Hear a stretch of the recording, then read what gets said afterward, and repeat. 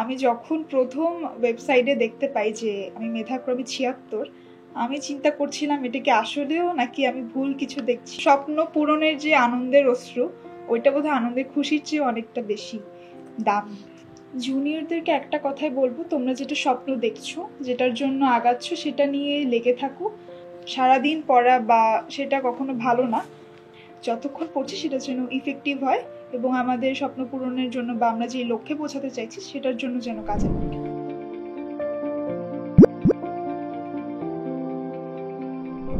আমি সিঞ্জন বড়ুয়া। আমি এবার ঢাকা বিশ্ববিদ্যালয় বি ইউনিট পরীক্ষায় ৭৬তম হয়েছি সায়েন্স থেকে। আমি যখন প্রথম ওয়েবসাইটে দেখতে পাই যে আমি মেধাক্রমে ৭৬, আমি চিন্তা করছিলাম এটা কি আসলেও নাকি আমি ভুল কিছু দেখছি। তখন জাস্ট আমি কান্না করে দিয়েছি, মাকে জড়িয়ে ধরেছি, পাশে ছিল তো, আমি দুইজনেই আসলে অঝোর ধারায় কাঁদছিলাম। কারণ আসলে স্বপ্ন পূরণের যে আনন্দের অশ্রু, ওইটা বোধহয় আনন্দের খুশির চেয়ে অনেকটা বেশি দামি। তোমার ঢাকা ইউনিভার্সিটিতে চান্স পাওয়ার জন্য যে পড়ালেখা তুমি করেছো, এখানে কি স্ট্র্যাটেজিতে তুমি পড়েছো, কিংবা তোমার ডেইলি রুটিনটা কিরকম ছিল?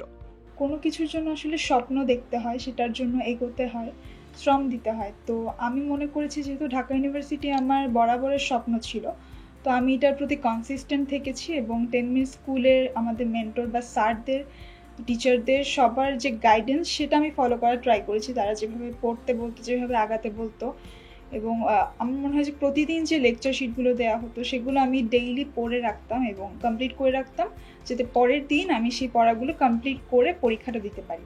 তো আমার মনে হয়েছে যে কোনো কিছুর জন্য কনসিস্টেন্সি বা সেটার পিছনে লেগে থাকা, খুব প্ল্যান্ড ওয়েতে আগানো, এইটা খুব দরকার।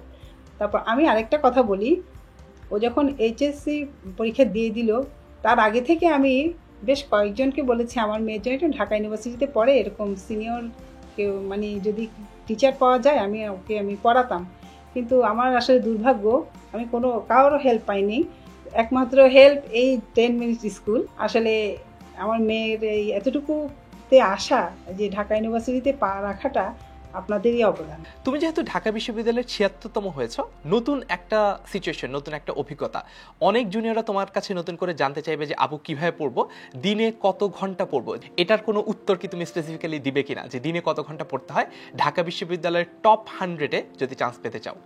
দিনে কত ঘন্টা এটা কারোর জন্য স্পেসিফিক না। আমি নিজেই কখনো 5 ঘন্টা পড়েছি, 3 ঘন্টা পড়েছি, 10 ঘন্টা বা 12 ঘন্টা। তো আমার মনে হয়েছে যতক্ষণ আমার পড়াটা আমি শেষ করতে না পারছি বা আমি আয়ত্ত করতে না পারছি, ততক্ষণ আমার মনে হয় যে পড়াটা শেষ করে তারপরে আমি উঠি। এবং এক একজনের ব্রেইনের ধারণ ক্ষমতাটা এক এক রকম, এক একভাবে পড়ার স্ট্র্যাটেজি এক এক রকম, আমার সাথে অন্যদের মিলবে না। তো আমার মনে হয় যার যেটা কমফোর্ট জোন সেভাবেই পড়ে ততক্ষণ পড়েই আসলে আগানো উচিত। সিঞ্জনের কাছ থেকে আমরা জানতে পারলাম যে প্রশ্নটা অহরহ আমাদের কাছে আমাদের অনেক স্টুডেন্টরা করে, সেটা হচ্ছে যে ভাইয়া দিনে কতক্ষণ পড়তে হবে, কত ঘন্টা পড়তে হবে। আমরা ইতোমধ্যেই সিঞ্জনের কাছ থেকে যে ব্যাপারটা জানলাম সেটা হচ্ছে যে দিনে কার কতক্ষণ পড়তে হবে এটা কিন্তু যার যার ক্যালিবারের উপর ডিপেন্ড করে। কেউ হয়তো বা একটা জিনিস একবার পড়েই মনে রাখতে পারে, তার সেটা হয়তো বা বারবার পড়তে হবে না। আবার কারো হয়তো বা একই জিনিস 2 বার পড়লে মনে থাকে, তার 2 বার পড়তে হবে। কারো হয়তো বা সেই জিনিসটা মনে রাখতে 3 বার বা 5 বার পড়া লাগে, তখন কিন্তু তাকে 3 বার বা 5 বার পড়তে হবে। অনেক ধন্যবাদ সিঞ্জনকে এই ব্যাপারটা শেয়ার করার জন্য। এখন তোমার কাছে আমার প্রশ্ন হচ্ছে, জুনিয়রদের প্রতি তোমার যদি কোনো সাজেশন থাকে? জুনিয়রদেরকে একটা কথাই বলবো, তোমরা যেটা স্বপ্ন দেখছো, যেটার জন্য আগাচ্ছ, সেটা নিয়ে লেগে থাকো। সব কিছুর জন্য আসলে পরিশ্রমটা এবং আত্মবিশ্বাসটা সবচেয়ে বেশি দরকার। তো এটা যদি থাকে, আমার মনে হয় যে কোনো কিছুতেই আটকানোর কোনো সুযোগ নেই। আমার মনে হয় যদি বি ইউনিট কারো টার্গেট হয়, তাহলে সেক্ষেত্রে ইংলিশ গ্রামার, বাংলা গ্রামার, তারপর জিকে, বিভিন্ন আমাদের ভাগ ভাগ করা থাকে জিকে টপিক, সেগুলো আগে আয়ত্তে আনতে হবে। তারপর আমাদেরকে দেখতে হবে যাতে আমরা যতটুকু পড়ছি সেটা যেন ইফেক্টিভ হয়, যতটুকু পড়ছি সেটা যেন আমরা মাথায় রাখতে পারি এবং অ্যাপ্লাই করতে পারি। আর বলবো যে সারাদিন পড়া বা সেটা কখনো ভালো না, যতক্ষণ পড়ছি সেটা যেন ইফেক্টিভ হয় এবং আমাদের স্বপ্ন পূরণের জন্য বা আমরা যে লক্ষ্যে পৌঁছাতে চাইছি সেটার জন্য যেন কাজে লাগে। অনেক ধন্যবাদ অনেক সুন্দর করে গুছিয়ে বলার জন্য। এতক্ষণ আমরা সিঞ্জন ও তার মায়ের কাছ থেকে তাদের স্বপ্ন পূরণের গল্পটা শুনলাম। এরকম আরো স্বপ্ন জয়ের গল্প শুনতে 10 মিনিট স্কুলের সাথেই থাকুন।